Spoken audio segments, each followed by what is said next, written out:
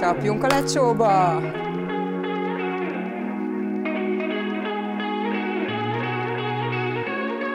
Akkor kezdem a verset.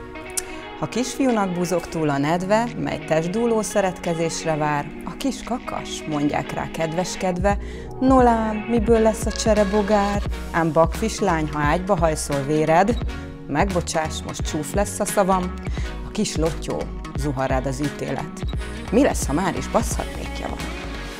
Így kezdődik Kis Judit Ágnes Ballada a Kettős Erkölcsről című verse. 2004-ben írta, és nem véletlenül. A szex a férfinak dicsőség, a nőnek szégyen.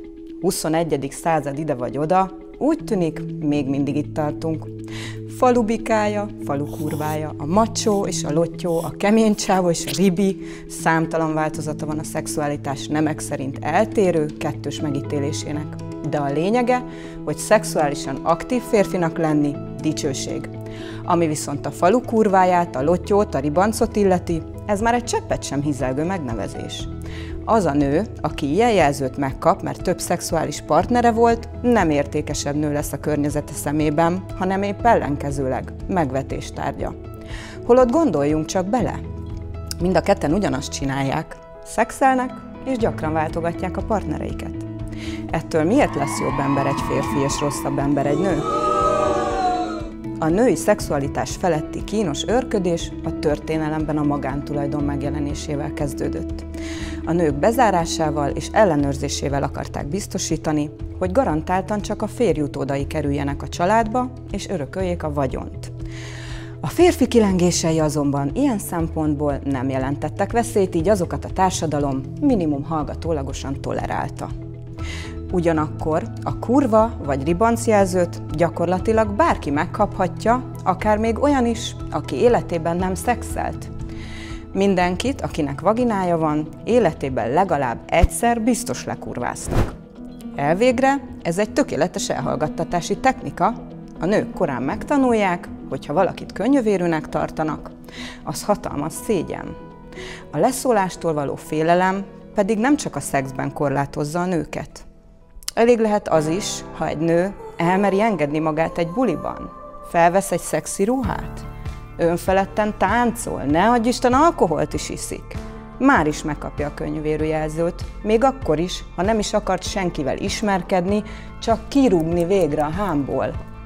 Hamar kurvának bélyegezhetik az olyan nőt is, aki jól érzi magát férfi társaságban is, jó a humorra, kommunikatív, esetleg ért a focihoz.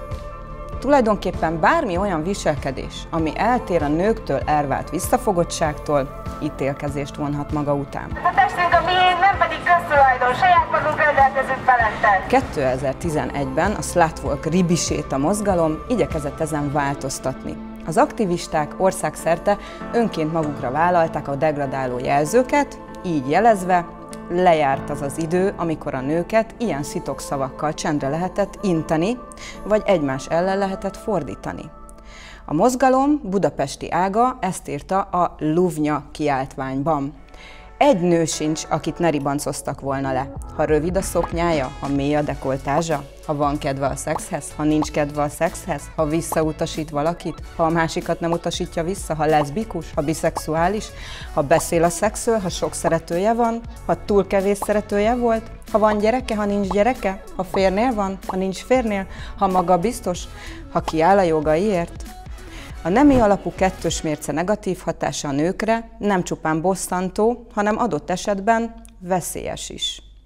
Ki találta fel például azt a szabályt, hogy az óvszert csak a férfi veheti meg? A nők is gondoskodhatnak a saját biztonságukról, nem kell ebben feltétlenül a másik félre hagyatkozniuk. Aki pedig nőként mindig tart óvszert magánál, az nem kurva, hanem egy érett, felelős gondolkodású ember.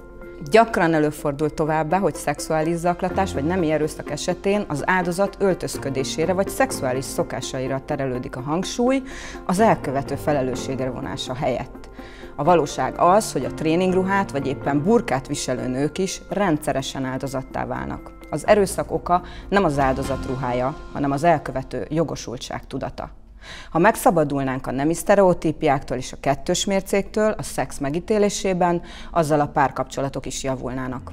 Az egyenlőségen alapuló párkapcsolat általában kielégítőbb a felek számára, mint az, ami a hagyományos nemi szerepelvárásokon alapul.